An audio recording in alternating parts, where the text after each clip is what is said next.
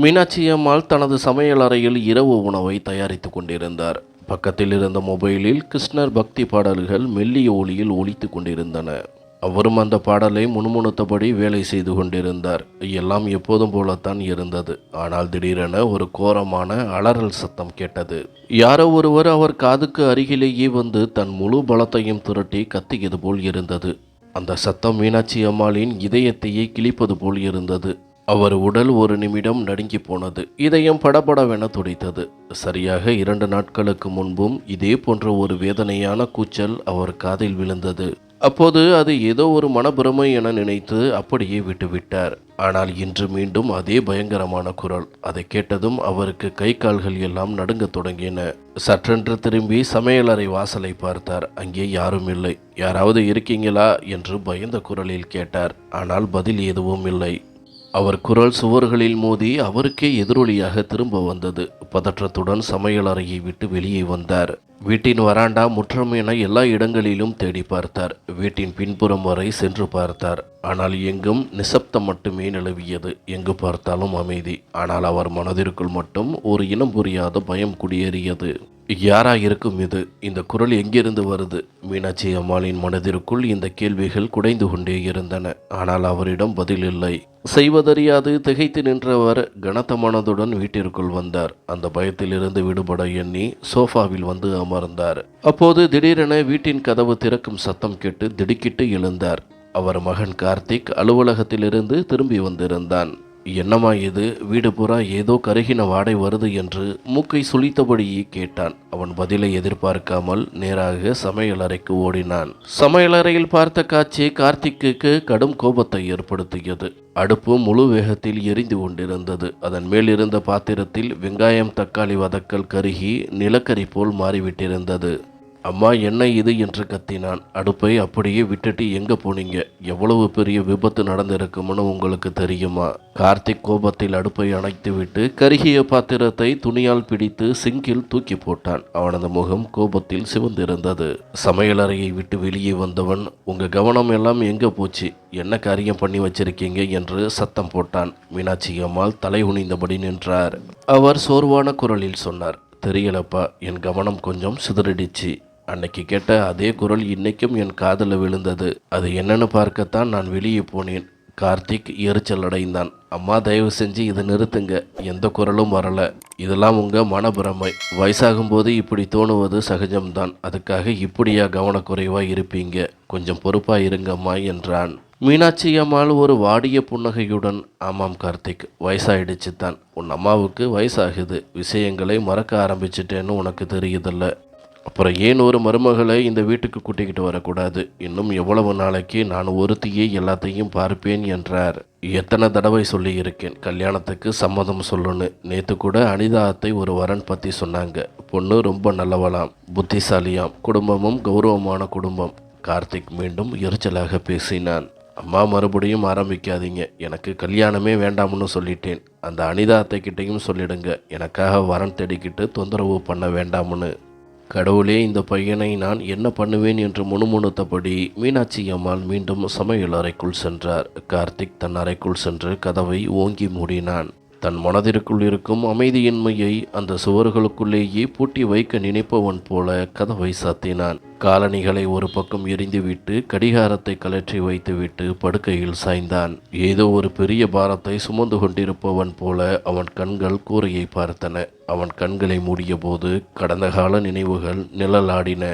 ஏதோ ஒரு பழைய புத்தகத்தின் பக்கங்கள் தானாகவே புரள்வதைப் போல் இருந்தது. அது அவன் திருமண நாள். கார்த்திக்கின் வாழ்வின் மறக்க முடியாத திருவிழா போன்ற நாள் அது.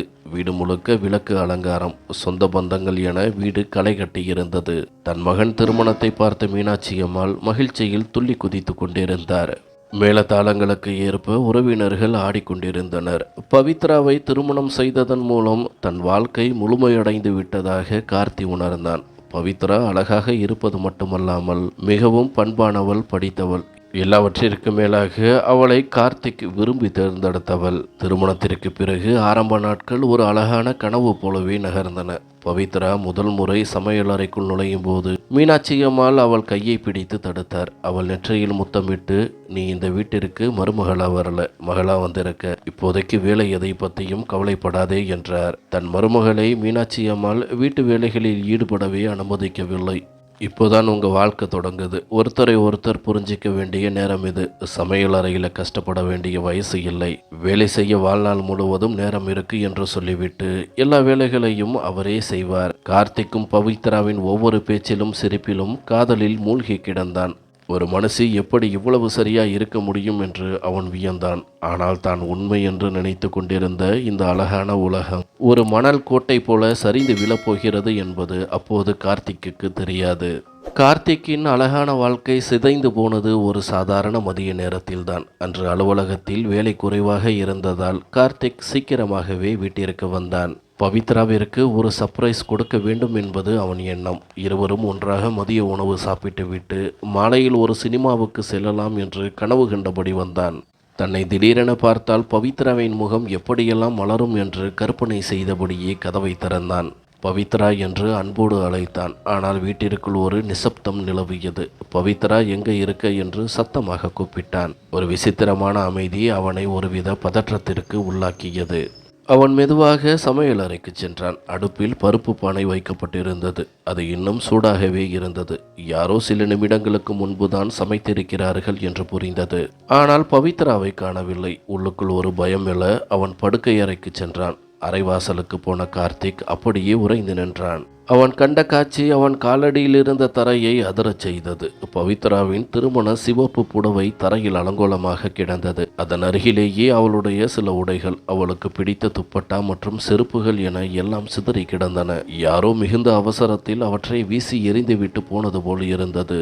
கார்த்திக்கின் இதயம் பலமாக துடித்தது. கண்களில் அதிர்ச்சி மின்ன அவன் அறைக்குள் நுழைந்தான்.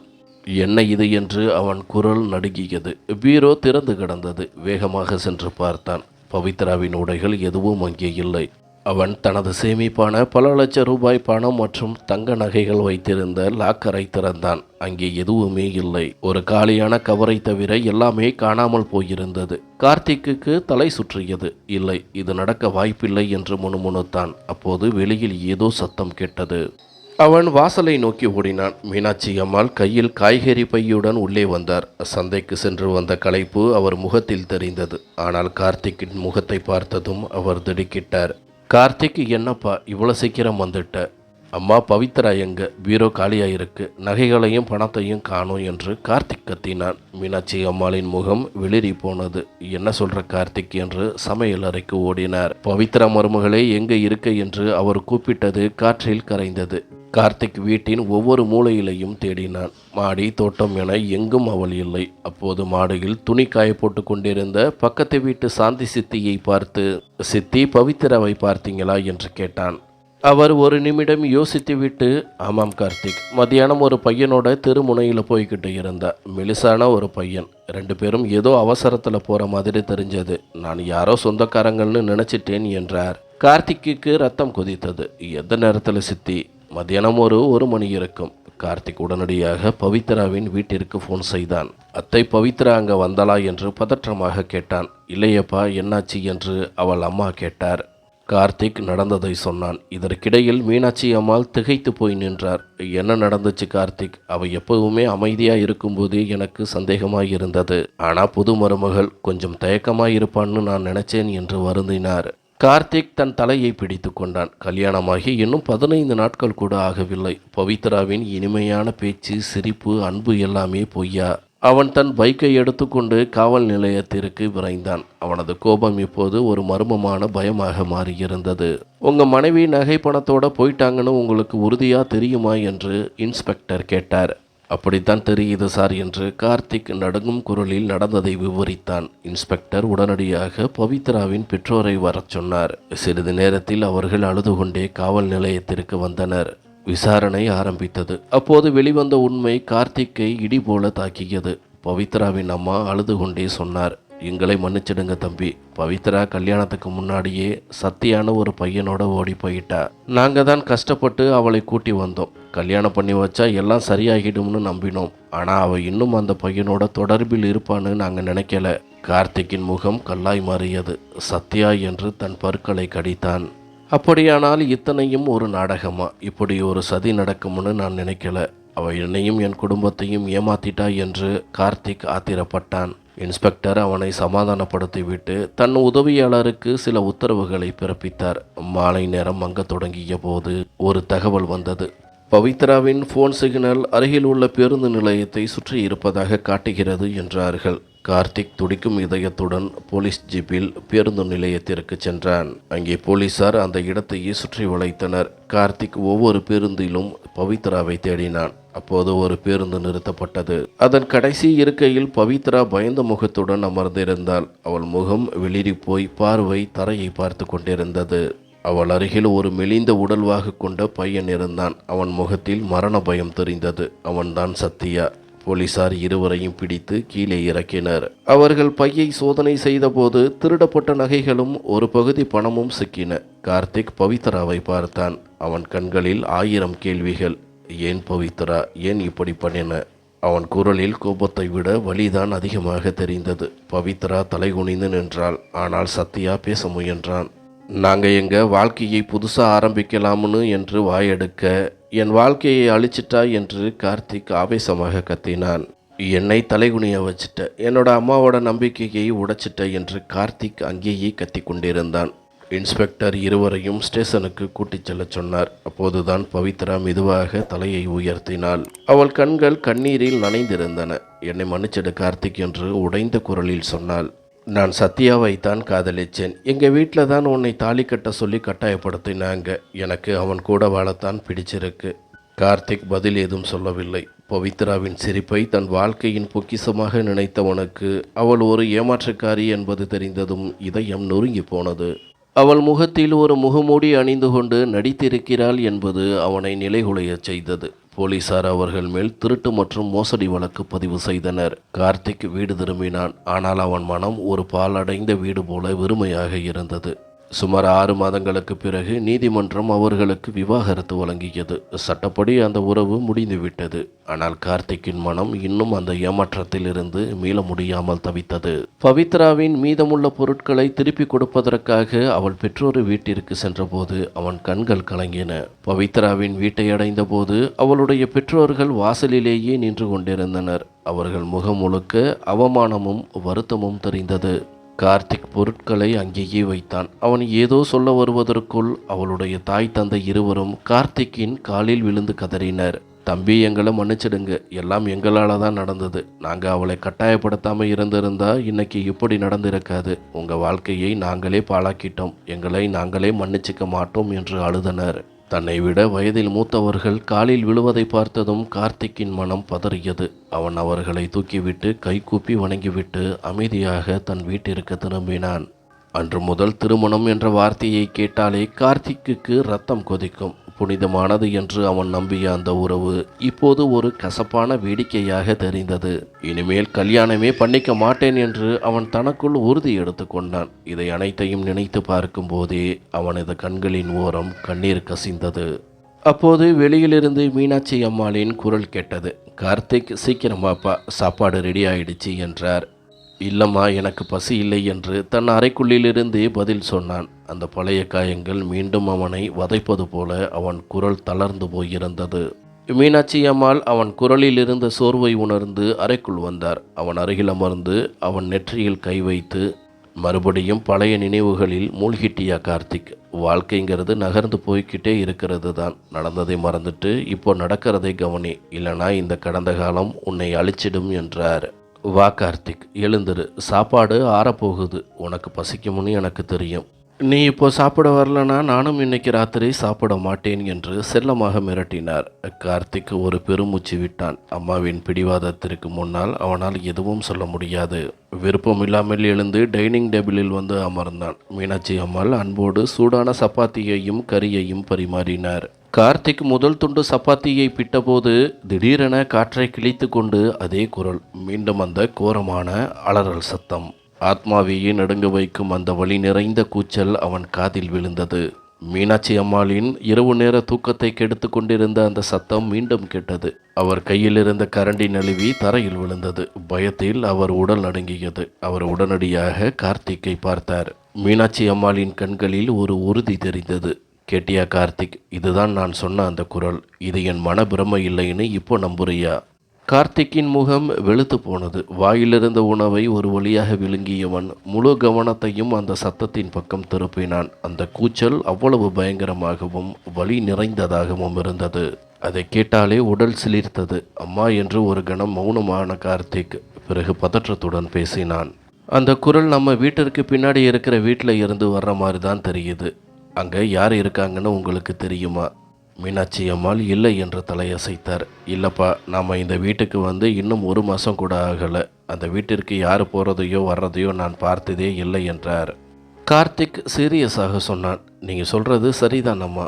யாரோ ஒருத்தர் அங்கே பெரிய ஆபத்தில் இருக்காங்கன்னு மட்டும் புரியுது.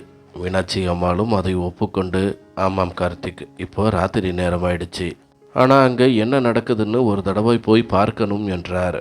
இதை கேட்டதும் கார்த்திக் சற்றென்று நிமிர்ந்து அமர்ந்தான். அவன் மெதுவான ஆனால் உறுதியான குரலில் சொன்னான். அம்மா, நீங்கள் அங்கே போகணும்னு நான் நினைக்கல.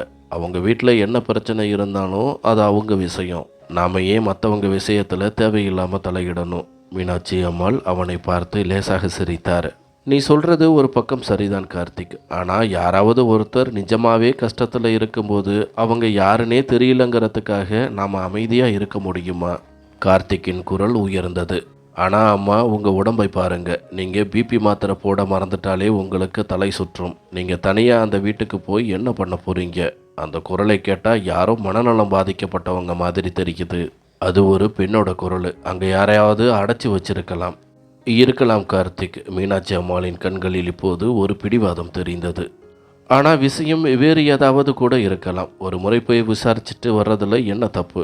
நாளைக்கு வீட்டு வேலையை முடிச்சுட்டு நான் ஒரு தடவை போய் பார்க்கிறேன். அவங்களுக்கு உதவி தேவைப்பட்டால் செய்வோம். இல்லைனா நான் அமைதியாக வந்துடுவேன். கார்த்திக் எரிச்சலுடன் கைகளை அசைத்து வேண்டாம் என்று சைகை காட்டினான். அம்மா, ஏன் புரிஞ்சிக்க மாட்டேங்கிறீங்க? நாம் போகிறது அவங்களுக்கு கோபத்தை உண்டாக்கிட்டா என்ன பண்ணுறது? இந்த காலத்தில் யாரும் தங்களோட தனிப்பட்ட விஷயத்தில் மற்றவங்க தலையிடுறதை விரும்புறதில்லை. ஆனால் மீனாட்சி அம்மாள் முடிவெடுத்து விட்டார். அவர் உறுதியை பார்த்த கார்த்திக் அதற்கு மேல் பேசி பயனில்லை என்று அமைதியானான். சரி, நீங்கள் முடிவே பண்ணிட்டீங்கன்னா நான் என்ன சொல்ல முடியும்? ஆனால் உங்கள் பாதுகாப்பை மட்டும் கவனிச்சுக்கோங்க. கொஞ்சம் சந்தேகம் வந்தாலும் உடனே திரும்பி வந்துடுங்க என்றான். மீனாட்சி அம்மாள் அன்போடு அவன் தலையை தடவி கொடுத்தார். மறுநாள் காலை கார்த்திக் அலுவலகம் சென்றதும் மீனாட்சி அம்மாள் வீட்டு வேலைகளை அவசரமாக முடித்தார். மனதிற்குள் ஒரு இனம் புரியாத பயம் இருந்தாலும் தைரியத்தை வரவழைத்து கொண்டு வீட்டை பூட்டிவிட்டு பின்னால் இருந்த வீட்டை நோக்கி நடந்தார். அந்த வீட்டு வாசலில் ஒரு மர்மமான அமைதி நிலவியது. அவர் மெதுவாக கதவை தட்டினார். உள்ளே இருந்து எந்த பதிலும் இல்லை. மீண்டும் கொஞ்சம் பலமாக தட்டினார். அப்போதும் அமைதிதான். 3ஆம் முறையாக கதவை வேகமாக தட்டிய போது அவர் ஏமாற்றத்துடன் திரும்ப நினைத்தார். ஆனால் அப்போது கதவு லேசாக திறந்தது. ஒரு நடுத்தர வயது பெண் கதவின் வழியாக எட்டி பார்த்து என்ன விஷயம் என்று கேட்டாள். அந்த பெண்ணுக்கு சுமார் 60 வயது இருக்கும். முகம் மிகவும் கடுமையாக இருந்தது. மீனாட்சி அம்மாள் மரியாதையாக சொன்னார். வணக்கம் அக்கா, நாங்கள் அந்த பின்னாடி வீட்டில் தங்கி இருக்கோம். வந்து 1 மாதம் ஆகுது. அந்த பெண் புருவத்தை சுருக்கி, அதுக்கு நான் இப்போ என்ன பண்ணணும் என்று கேட்டாள். மீனாட்சி அம்மாள் தயங்கியபடியே, இல்லை, சில நாட்களாக உங்கள் வீட்டில் இருந்து ஏதோ அலறல் சத்தம் கேட்குது. யாராவது கஷ்டத்தில் இருக்காங்களோன்னு பயந்து தான் கேட்க வந்தேன் என்றார். அந்த பெண் சற்றென்று இடுப்பில் கை வைத்து கொண்டு கோபமான குரலில் பேசினார். ஏன் நீங்கள் பெரிய சோசியல் ஒர்க்கரோ? ஊரில் இருக்கிற எல்லாருடைய கஷ்டத்தையும் தீர்க்கிறதுக்கு கான்ட்ராக்ட் எடுத்திருக்கீங்களா? மீனாட்சி அம்மாள் அதிர்ந்து போனார். இப்படி ஒரு கசப்பான பதிலை அவர் எதிர்பார்க்கவில்லை. இல்லை அக்கா, அக்கம் பக்கத்தில் இருக்கோங்கிற முறையில் தான். உங்கள் வேலையை பார்த்துக்கிட்டு போங்க. இங்கே வர்ற வேலையெல்லாம் வச்சுக்காதீங்க. எங்கள் வீட்டில் எல்லாம் சரியாக இருக்குது. இப்போ போங்க என்று சொல்லி அவர் முகத்திலேயே கதவை சாத்தினாள். மீனாட்சி அம்மாள் ஒரு நிமிடம் அப்படியே உறைந்து நின்றார். ஏன் இவ்வளவு எரிச்சல், இவ்வளவு கோபம்? எல்லாம் சரியாக இருந்தால் அவங்க ஏன் இப்படி நடந்துக்கணும் என்று யோசித்தபடியே திரும்பினார். அவர் அந்த தெருவின் முனையை அடையும் போது ஒரு வீட்டின் வராண்டாவில் அமர்ந்து 3-4 பெண்கள் பேசிக்கொண்டிருந்தார்கள். சிரிப்பும் ஜாலியான அரட்டையுமாக இருந்த அந்த பெண்களை பார்த்ததும் அவர்களிடம் ஏதேனும் துப்பு கிடைக்குமா என்று கேட்க நினைத்தார் மீனாட்சி அம்மாள். அவரை பார்த்ததும் ஒரு பெண் புருவத்தை உயர்த்தி, "நீங்க தானே அந்த பின்னாடி வீட்டுக்கு புதுசா வந்திருக்கீங்க?" என்று சிரித்து கொண்டே கேட்டாள். "ஆமாம்மா, என் பேர் மீனாட்சி. வந்து 1 மாசம் ஆச்சு. எல்லோரையும் ஒரு தடவை பார்க்கலாம்னு வந்தேன்" என்றார். "நல்லது பண்ணுனீங்க அக்கா, வந்து உட்காருங்க" என்று மற்றொரு பெண் கட்டிலில் இடம் கொடுத்தாள். மீனாட்சி அம்மாள் மெதுவாக அமர்ந்தார். அவர் பார்வை இன்னும் அந்த மர்ம வீட்டின் பக்கமே இருந்தது. அவர் மெதுவாக தைரியத்தை வரவழைத்து கொண்டு, "அந்த எதிர்த்த வீட்டில் யார் இருக்காங்க? இப்போதான் அங்கே போய் பேசிட்டு வரேன்" என்று சொல்லத் தொடங்கினார். அவர் பேசி முடிப்பதற்குள் அங்கிருந்த ஒரு பெண் அதிர்ச்சியுடன், "அங்கேயா போனீங்க? அந்த கமலா வீட்டுக்கா? அவ ஒரு மாதிரியான ஆளாச்சே" என்றாள். "அந்த கமலா எப்பவுமே எரிச்சலா இருப்பா. யார் கூடயும் பேச மாட்டா. யாரையும் வீட்டுக்குள்ளே விடவும் மாட்டா" என்று அந்த பெண்கள் சொன்னார்கள். அதை கேட்டதும் மீனாட்சி அம்மாளின் மனம் இன்னும் பதற்றமானது. ஆனால் கொஞ்ச நாளாக அங்கிருந்து அலற சத்தம் கேட்குது. யாரோ கஷ்டப்படுற மாதிரி இருக்கு. அதுதான் கேட்க போனேன். ஆனால் அவ என்று இழுத்தார் மீனாட்சி அம்மாள். "அலறல் சத்தமா? நாங்களும் அதை கேட்டிருக்கோம்" என்றாள். இரண்டாவது பெண், "அவள் வீட்டில் அடிக்கடி சண்டை நடக்கும். முக்கியமாக 6 மாதத்துக்கு முன்னாடி அவள் பையனுக்கு கல்யாணம் ஆனதுல இருந்து அந்த சத்தம் கேட்குது. அவள் மருமகள் பாவம், பார்க்க லட்சணமாக நல்ல பழக்க வழக்கம் உள்ளவ மாதிரி தான் தெரிகிறா. ஆனால் ஏன் அடிக்கடி இப்படி அலறான்னு தெரியலை" என்றாள். மீனாட்சி அம்மாளின் இதயம் படபடவென துடித்தது. "அப்போ அந்த சத்தம் அவ மருமகளோடது தானா?" என்று கவலையுடன் கேட்டார். "அப்படித்தான் தோணுது" என்றால் முதல் பெண். "யாரையும் எட்டி கூட பார்க்க கமலா விடுறது இல்லை. மருமகளை அடிக்கிறாங்கன்னு நினைக்கிறேன். பலமுறை அவள் அழுகிற சத்தமும் கூச்சலும் தெரு வரைக்கும் கேட்டிருக்கு." மீனாட்சி அம்மாளுக்கு மூச்சு வாங்கியது. "அவளுக்கு உதவ யாருமே போகலையா?" என்று கேட்டார். அதற்கு இரண்டாவது பெண் சிரித்து கொண்டே, "உதவியா? கொஞ்ச நாளைக்கு முன்னாடி நானே போய் கேட்டேன். அதுக்கு அந்த பொண்ணுக்கு மனநிலை சரியில்லைன்னு கமலா சொல்கிறா. அதுதான் கத்துறாளாம். ட்ரீட்மெண்ட் எடுக்க சொன்னதுக்கு என்னை வாய்க்கு வந்தபடி திட்டி அனுப்பிட்டா. அதுதான் இப்போ யாரும் அங்கே போகிறதே இல்லை" என்றாள். "அந்த பையன், அதாவது கமலாவோட பையன், வெளியே பார்க்க நல்லவன் மாதிரி தான் தெரிகிறான். ஆனால் உள்ளுக்குள்ளே எப்படிப்பட்டவன்னு யாருக்கு தெரியும்? அந்த பொண்ணை வீட்டுக்குள்ளே கைதி மாதிரி வச்சிருக்காங்க" என்று சொல்லி அந்த பெண்கள் சொல்லி முடித்தார்கள். இதை கேட்டு மீனாட்சி அம்மாள் மிகுந்த பாரத்துடன் வீடு திரும்பினார். மறுநாள் காலை அவர் தன் வீட்டு முற்றத்தை சுத்தம் செய்து கொண்டிருந்த போது அவர் பார்வை அந்த வீட்டின் மாடியில் பட்டது. அங்கே ஒரு அசைவு தெரிந்தது. அது கமலாவின் மருமகள். மீனாட்சி அம்மாள் விறுவிறுவென்று தன் வீட்டு மாடிக்கு ஏறினார். அந்த பெண் மாடியில் எதையோ உலர வைத்து கொண்டிருந்தாள். அவளை பார்த்தால் மனநிலை சரியில்லாதவள் போல் தெரியவில்லை. "ஏமா மருமகளே, ஒரு நிமிஷம் நான் சொல்றதை கேளு" என்று கூப்பிட்டார். ஆனால் அந்த பெண்ணிடமிருந்து எந்த பதிலும் இல்லை. அவள் இவரை திரும்பி கூட பார்க்கவில்லை. மீனாட்சி அம்மாள் மீண்டும் குரல் கொடுத்தார். "உங்கிட்டத்தான் பேசுகிறேன். ஒரு விஷயம் மட்டும் கேட்க." கமலாவின் மருமகள் மெதுவாக தலையை உயர்த்தி இவரை ஒரு பார்வை பார்த்தாள். பிறகு எதுவுமே பேசாமல் விறுவிறுவென்று படிகளில் இறங்கி மறைந்து போனாள். மீனாட்சி அம்மாள் அப்படியே திகைத்து நின்றார். உதவி செய்ய நினைத்தாலும் அவர்கள் பேச மறுக்கிறார்களே என்று வருத்தத்துடன் கீழே இறங்கி தன் வேலையை பார்க்கச் சென்றார். 1 வாரம் ஓடிவிட்டது. அன்று காலையில் துணிகளை துவைத்துவிட்டு மாடியில் உலர வைக்கச் சென்றார் மீனாட்சி அம்மாள். தற்செயலாக கீழே பார்த்தபோது கமலாவின் மருமகள் முற்றத்தில் அமர்ந்து ஒரு மலை போல குவிந்து கிடந்த துணிகளை துவைத்து கொண்டிருந்தாள். அப்போது வீட்டிற்குள் இருந்து கமலா வெளியே வந்தாள். பளபளக்கும் பட்டுப்புடவை, காதில் பெரிய தோடு என ஜொலிப்பாக தயாராகி இருந்தாள். அவள் மருமகள் அருகே வந்து இன்னும் சில துணிகளை அவள் முகத்தில் எரியாத குறையாக போட்டாள். "இதையும் துவைச்சி முடிச்சிடு. நாங்கள் வெளியே போகிறோம். சாயந்தரம்தான் வருவோம். வீட்டில் எல்லா வேலைகளையும் சரியா முடிச்சு வை" என்று அதட்டினாள். பிறகு கையை உயர்த்தி, "வாசலை தாண்டி 1 அடி கூட வெளியே வைக்கக்கூடாது. மீறி போனேன்னு தெரிஞ்சிச்சு, அப்புறம் நடக்கிறதே வேற" என்று மிரட்டினாள். அப்போது கமலாவின் மகனும் வெளியே வந்து, "அம்மா சீக்கிரம் வாங்க, நேரமாகுது" என்று கூப்பிட்டான். கமலா மருமகளை ஒரு முறை முறைத்து விட்டு மகனுடன் கிளம்பி சென்றாள். மீனாட்சி அம்மாள் மாடியிலிருந்து இதையெல்லாம் கவனித்து கொண்டிருந்தார். அவர்களுக்குள் நடந்த உரையாடல் முழுதாக கேட்காவிட்டாலும் கமலா நடந்து கொண்ட விதம் அந்த மருமகள் எவ்வளவு கொடுமைப்படுத்தப்படுகிறாள் என்பதை புரிய வைத்தது. அப்போ இன்னைக்கு அவள் வீட்டில் தனியாக இருக்கா என்று யோசித்தார் மீனாட்சி அம்மாள். இன்னைக்குத்தான் சரியான வாய்ப்பு. அவகிட்ட எப்படியாவது பேசி உண்மையை வரவழைக்கணும் என்று முடிவெடுத்தார். அதே சமயம் கமலாவை பற்றிய பயமும் அவருக்கு இருந்தது. ஒருவேளை அவளுக்கு தெரிந்துவிட்டால் என்ன செய்வது? இருந்தாலும் அவர் மனது கேட்கவில்லை. சுமார் 1 மணி நேரம் கழித்து கமலாவும் அவர் மகனும் வரமாட்டார்கள் என்பதை உறுதி செய்த மீனாட்சி அம்மாள் ஒரு தந்திரம் செய்தார். தன் வீட்டு மாடியில் காய்ந்து கொண்டிருந்த 2, 3 துணிகளை வேண்டுமென்றே கமலாவின் வீட்டு முற்றத்தில் விழும்படி வீசினார். பிறகு மெதுவாக அந்த வீட்டை நோக்கி நடந்தார். கால்கள் நடுங்கினாலும் அந்த பெண்ணுக்கு உதவ வேண்டும் என்ற உறுதி அவரிடம் இருந்தது. கமலாவின் வீட்டு வாசலுக்கு சென்று காலிங் பெல்லை அழுத்தினார். ஒரு நிமிடம் அமைதி. பிறகு மெதுவாக கதவு திறந்தது. கமலாவின் மருமகள் ஒரு கண்ணால் மட்டும் வெளியே எட்டி பார்த்தாள். அவள் முகம் துப்பட்டாவால் முழுமையாக மறைக்கப்பட்டிருந்தது. மகளே என்று மீனாட்சி அம்மாள் மிகவும் மென்மையான குரலில் அழைத்தார். நான் மாடியில் துணி காய போட்டிருந்தேன். காற்றுல 2 துணி உங்கள் வீட்டு முற்றத்தில் விழுந்துடுச்சு. எடுத்து தரியா? நான் அப்படியே எடுத்துக்கிட்டு போயிடுறேன். கமலாவின் மருமகள் மெல்லிய குரலில் சரி என்று சொல்லிவிட்டு உள்ளே சென்றாள். மீனாட்சி அம்மாள் அந்த வாய்ப்பை பயன்படுத்தி மெதுவாக கதவை தள்ளிவிட்டு உள்ளே நுழைந்தார். சுற்றி பார்த்தார். வேறு யாரும் தென்படவில்லை. சிறிது நேரத்தில் அவள் துணிகளுடன் திரும்பி வந்தாள். நன்றி மகளே என்று மீனாட்சி அம்மாள் புன்னகையோடு வாங்கி கொண்டார். உன் பெயர் என்னம்மா? நம்ம அடுத்தடுத்த வீட்டில் இருந்தாலும் இதுவரை பேசவே இல்லையே என்றார் மீனாட்சி அம்மாள். அந்த பெண் ஒரு நிமிடம் தயங்கிவிட்டு பூரணிமா என்று சொன்னாள். அவள் குரலில் நடுக்கம் தெரிந்தது. மீனாட்சி அம்மாள் பேச்சை தொடர்ந்தார். பூரணிமா ரொம்ப அழகான பேரு. மகளே தப்பா எடுத்துக்கலனா நான் கொஞ்ச நேரம் இங்கே உட்கார்ந்து பேசலாமா? பூரணிமா பயத்துடன் வாசலை பார்த்தாள். யாராவது வந்து விடுவார்களோ என்ற அச்சம் அவளிடம் இருந்தது.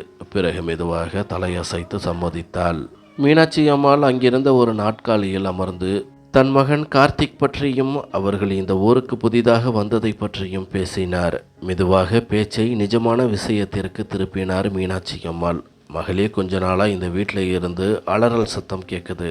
எனக்கு ரொம்ப பயமாக இருந்தது. யாராவது ஆபத்தில் இருக்காங்களோன்னு நினச்சி தான் இன்னைக்கு வந்தேன். இதை கேட்டதும் பூர்ணிமா தலை குனிந்து கொண்டாள். அவள் ஏதோ சொல்ல துடிப்பது தெரிந்தது. மீனாட்சி அம்மாள் அவள் கையை பிடித்து கொண்டு, பயப்படாதே பூர்ணிமா, என்னை உன் அம்மா மாதிரி நினச்சிக்கோ. ஏதாச்சும் பிரச்சனைனா சொல்லு, என்னால் முடிஞ்ச உதவியை செய்கிறேன் என்றார். இதை கேட்டதும் பூர்ணிமாவின் கண்கள் கலங்கின. அவள் விம்மி விம்மி அழத் தொடங்கினாள். அவள் மெதுவாக தன் கதையை சொல்ல ஆரம்பித்தாள். என் வீட்டில் என் அம்மாவும் ஒரு சின்ன தங்கச்சியும் தான் இருக்காங்க. அப்பா 2 வருஷத்துக்கு முன்னாடியே இறந்துட்டாங்க. அம்மா ரொம்ப கஷ்டப்பட்டு சேர்த்து வச்ச காசு நகை எல்லாத்தையும் என் கல்யாணத்துக்கு செலவு பண்ணிட்டாங்க. இப்போ ஒரு சின்ன வேலைக்கு போய் வாழ்கிறாங்க. அவங்களுக்குன்னு இருக்கிறது அந்த ஒரு சின்ன வீடு மட்டும்தான். பூர்ணிமா கண்ணீரை துடைத்து கொண்டு தொடர்ந்தாள். ஆனால் கல்யாணமான நாளில் இருந்தே என் மாமியாரும் கணவனும் உன் அம்மா கிட்ட சொல்லி அந்த வீட்டையும் விற்று பணமாக வாங்கிக்கிட்டு வான்னு டார்ச்சர் பண்ணுறாங்க.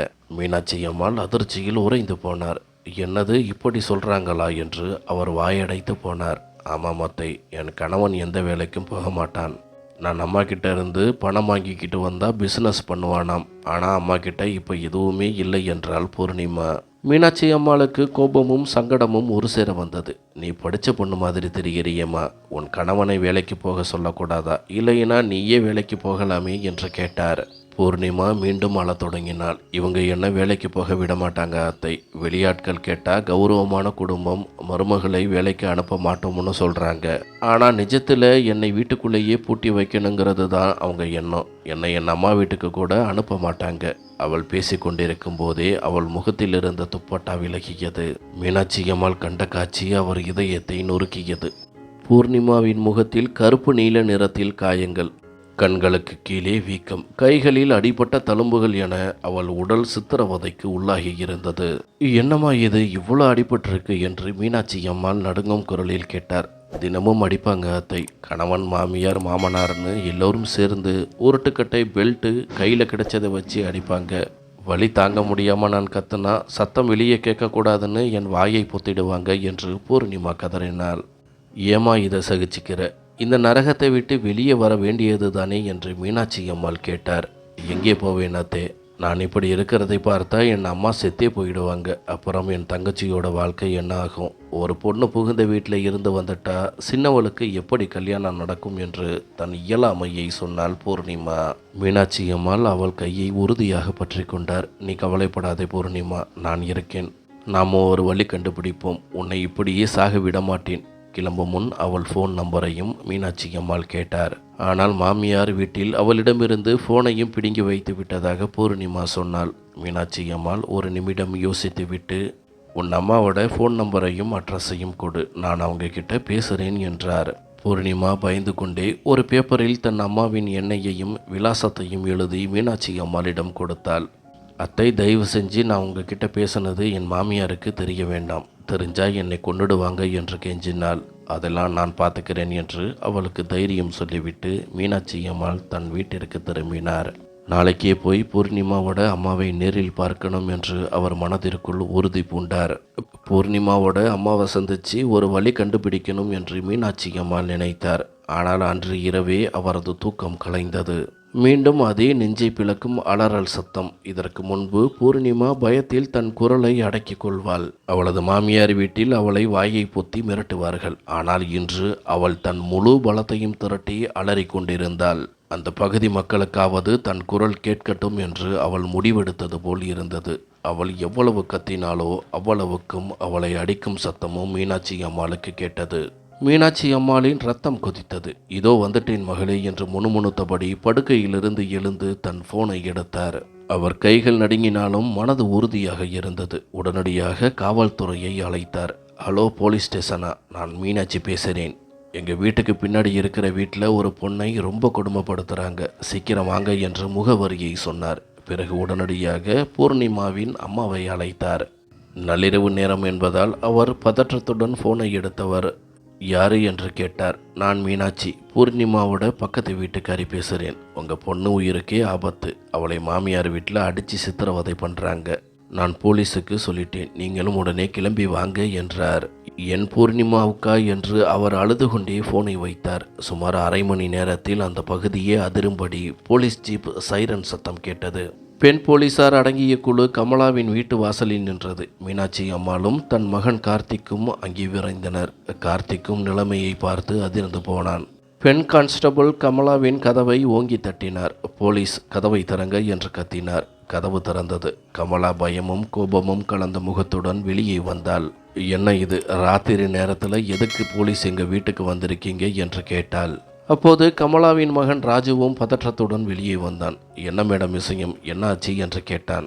உங்கள் மருமகள் பூர்ணிமாவை முதல்ல வெளியே கூப்பிடுங்க, நாங்கள் அவங்க கிட்ட பேசணும் என்றார் பெண் இன்ஸ்பெக்டர். ராஜு உடனே சமாளிக்க தொடங்கினான். அவளுக்கு உடம்பு சரியில்லைங்க. சமயக்கட்டில் வேலை பார்க்கும்போது வலிக்கு விழுந்துட்டா. இடுப்பில் பலமான அடி. அதுதான் ஓய்வு எடுத்துக்கிட்டு இருக்கா. அவங்க கிட்ட உங்களுக்கு என்ன வேலை என்று கேட்டான். அவன் குரலில் நடுக்கம் தெளிவாக தெரிந்தது. இன்ஸ்பெக்டர் மிகவும் கண்டிப்பான குரலில் சொன்னார். உங்கள் மருமகளை நீங்கள் அடித்து சித்திரவதை பண்ணுறதா எங்களுக்கு தகவல் வந்திருக்கு. மரியாதையாக அவளை கூப்பிடுங்க, இல்லைன்னா நாங்களே உள்ளே வருவோம். இதை கேட்டதும் கமலா தன் தந்திர பேச்சால் போலீஸை ஏமாற்ற முயன்றாள். ஐயோ, என்ன மேடம் இப்படி சொல்கிறீங்க? எங்கள் மருமகள் எங்களுக்கு பொண்ணு மாதிரி. நாங்கள் அவளை கண்ணில் வச்சு பார்த்துக்கிறோம். இதெல்லாம் யாரோ வேணுமுனே கிளப்பி விட்ட வதந்தி என்றாள். அப்போது பின்னால் இருந்து ஒரு குரல் கேட்டது. எல்லாம் போய். பூர்ணிமாவின் அம்மா அங்கே அழுது கொண்டே வந்து சேர்ந்தார். இன்ஸ்பெக்டர் மேடம், இவங்க சொல்கிறது எல்லாம் போய். இந்த ராட்சசங்க கையில் சிக்கி என் பொண்ணு செத்துக்கிட்டு இருக்கா என்று கதறினார். இன்ஸ்பெக்டர் சைகை செய்ய ஒரு கான்ஸ்டபிள் பூர்ணிமா வெளியே வா என்று சத்தமாக கூப்பிட்டார். அந்த சத்தத்தை கேட்டு பூர்ணிமா மெதுவாக தள்ளாடியபடி உள்ளே இருந்து வந்தாள். அவளால் சரியாக நடக்கக்கூட முடியவில்லை. அவள் முகம் துப்பட்டாவால் முழுமையாக மூடப்பட்டிருந்தது. ராஜு மீண்டும் குறுக்கிட்டு, பாத்தீங்களா மேடம், அவளால் நடக்கவே முடியல. பூர்ணிமா, நீ உள்ளே போய் என்று அதட்டினான். யாரும் எங்கும் போக வேண்டாம் என்று இன்ஸ்பெக்டர் அவனை அடக்கினார். இன்ஸ்பெக்டர் பூர்ணிமாவின் அருகே சென்று மெதுவாக அவள் தலையில் இருந்த துப்பட்டாவை விலக்க முயன்றார். கமலா உடனே கத்தினாள். மேடம் வேணாம், எங்கள் வீட்டு பொண்ணுங்க முகத்தை திறக்க மாட்டாங்க, வாயை மூடுங்க என்று இன்ஸ்பெக்டர் அவளை அதட்டிவிட்டு பூர்ணிமாவின் முகத்தை திறந்தார். அங்கே இருந்த அனைவருமே ஒரு நிமிடம் அதிர்ச்சியில் உறைந்து போனார்கள். இன்ஸ்பெக்டரின் நெஞ்சே ஒரு நிமிடம் நடுங்கியது. பூர்ணிமாவின் முகம் அடிபட்டு நீல நிறமாக மாறியிருந்தது. கண்கள் வீங்கி போயிருந்தன. கைகளில் பெல்ட்டால் அடித்த தழும்புகள் இரத்த கரையுடன் தெரிந்தன. சில இடங்களில் சூடான அயன் பாக்ஸால் சுடப்பட்ட அடையாளங்கள் இருந்தன. பூர்ணிமாவின் அம்மா தன் மகளின் நிலையை பார்த்து அங்கேயே மயங்கி விழும் நிலைக்கு சென்றார். மீனாட்சி அம்மாளின் கண்களிலும் கண்ணீர் அருவியாக கொட்டியது. பூர்ணிமாவின் கோரமான நிலையை பார்த்த மீனாட்சி அம்மாள் கதறி அழுதார். கார்த்திக் தன் அம்மாவின் தோளை பிடித்து கொண்டான். அவன் கண்களிலும் கோபமும் அநியாயத்தை கண்டு துடித்த துயரமும் தெரிந்தது. சத்தம் கேட்டு அக்கம் பக்கத்தினர் அங்கே கூடிவிட்டனர். அப்போதும் கமலா திமிராக பேசினாள். நாங்கள் ஒன்றும் பண்ணலை, அவள் தானா வலிக்கு விழுந்ததால தான் இந்த காயம் ஏற்பட்டது என்று சாதித்தாள்.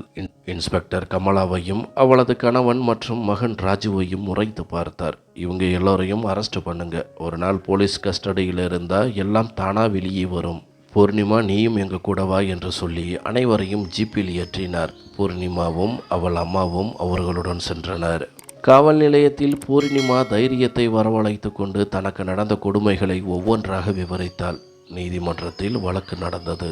மீனாட்சி அம்மாளும் கார்த்திக்கும் பூர்ணிமாவிற்கு பக்கபலமாக நின்றனர். 6 மாத கால போராட்டத்திற்கு பிறகு தீர்ப்பு வந்தது. பூர்ணிமாவை சித்திரவதை செய்ததற்காக அவள் கணவன், மாமியார் மற்றும் மாமனாருக்கு 5 ஆண்டுகள் சிறை தண்டனை விதிக்கப்பட்டது.